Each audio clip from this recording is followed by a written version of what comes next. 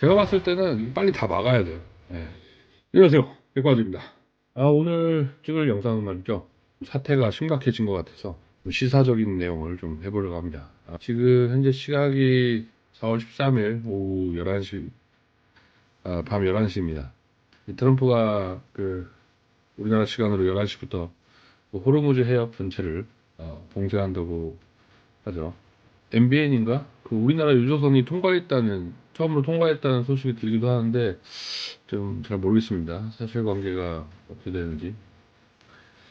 아, 여러분도 아시다시피 한국은 원유의 한 70%, LNG는 한 20%, 호르무즈 해협을 통해서 들어오는데, 이게 사실 호르무즈를 안 거치고 대체 항로로 들여온다고 해도, 이 운송기간이 이제 엄청 많이 들어가고, 또 운임도 거의 최대 80%까지 올라가다 보니까 호르무즈 해협을 포기하고 다른 대체 항로를 통한다는 것은 좀 쉽지 않은 것 같아요. 우리 카타르에서 오고 있는 헬륨 같은 특수 가스들이 끊기면 사실 이런 가스들을 사용하고 있는 SK 하이닉스라든가 삼성전자 공장들이 멈출 가능성이 좀 높습니다. 그러면 반도체 셧다운이 발생할 수도 있지 않나, 그런 걱정을 좀 해보는데요. 네, 실제로 우리 1970년대 오일 쇼크 당시를 생각해 보면 우리나라 물가가 그때 한 30% 정도 올랐습니다.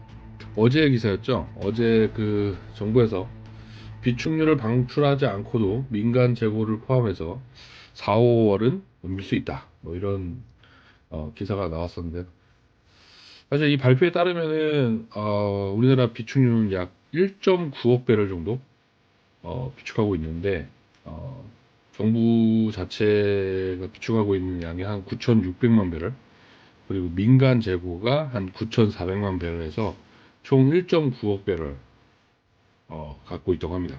그래서 예전에 발표에 따르면은 뭐 200일은 버틸 수 있다, 뭐 이런 말을 하는데, 사실 이걸 자세히 뜯어보면은 틀린 말은 아니에요. 근데 이런 어떤 산업, 기초적으로 우리나라를 유지하기 위해서 돌아가는 산업, 군사시설, 뭐 이런 비상 발전 같은 이런 것만 유지했을 경우에 날짜를 얘기합니다.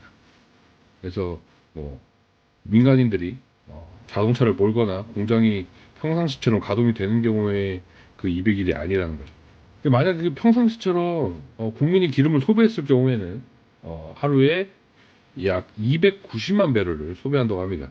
우리나라는 지금 1.9억 배럴 가지고 보면은 전 세계 최고 수준으로 지금 비축하고 있는데요.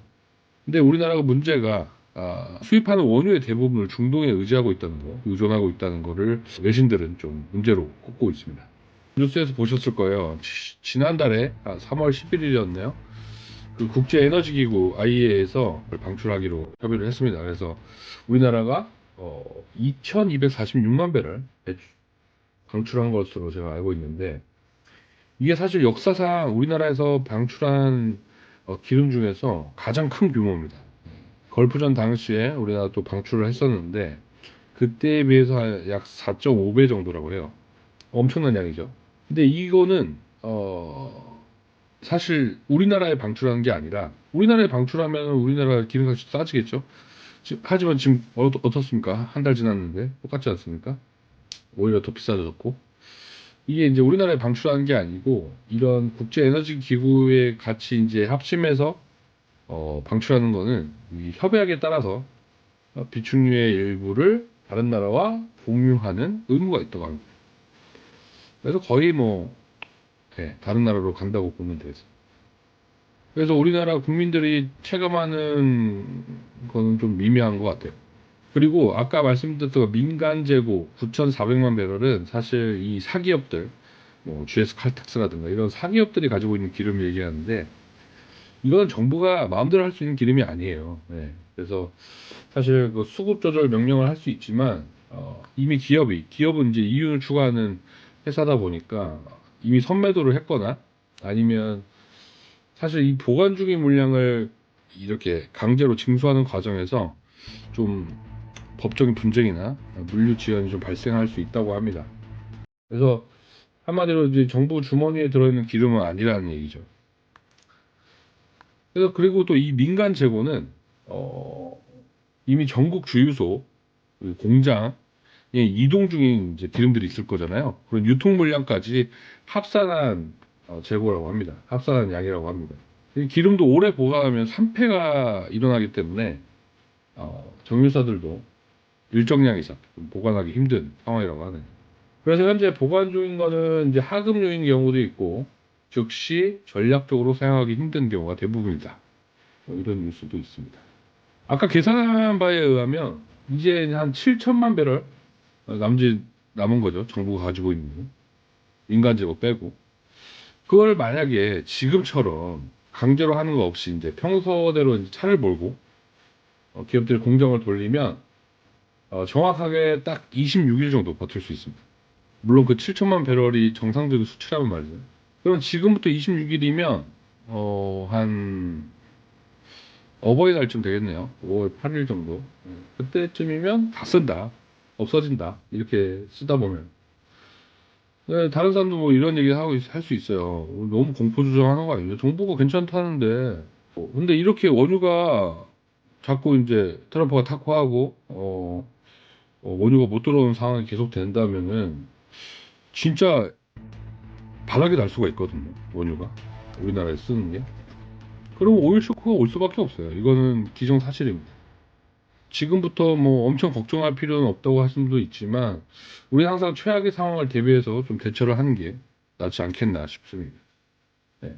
미래를 어떻게 알겠어요? 70년대 그 오일 쇼크 때도 다들 괜찮다고 말했습니다. 그래서 현재 돌아가는 분위기를 좀 잘 파악해서 우리 국민들도 대응을 좀 해야 되지 않나 싶어서 영상을 찍게 됐습니다. 제가 봤을 때는 빨리 다 막아야 돼요. 네. 빨리 다 막지 않으면 정말 26일 뒤에 앵코가 날 수 있기 때문에 빨리 이제 기름값을 그냥 제대로 올려서 너무 먼저 한 2, 3천 원 해버리면은 사람들이 기름을 안 넣을 거 아니에요. 그럼 소비를 덜 하게 되겠죠, 아무래도. 그리고 웬만하면 그 이제 재택근무를 할 수 있도록 좀 하고, 네, 에너지 운동을 좀 제대로 한번 펼치게 정부 차원에서 좀 해야 될 것 같습니다.